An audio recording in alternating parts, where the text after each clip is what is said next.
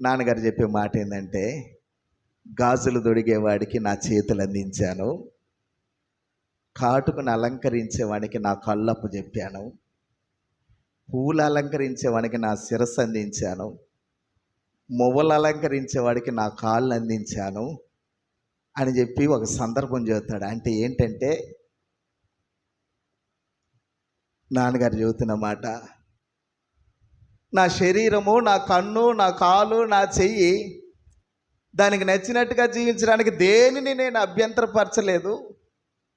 నా శరీరం ఏం కోరుకుంటుందో దానితో సాంగత్యం చేయటానికి లోకానికి నన్ను నేను అమ్ముకున్నాను. నిజమే, మనమంతా మన కళ్ళుకి, మన కాలుకి, మన చెయ్యికి, మన శరీరానికి నచ్చినట్టుగా దుష్ట నడవడికి మన జీవితాన్ని అప్పచెప్పుకున్నా.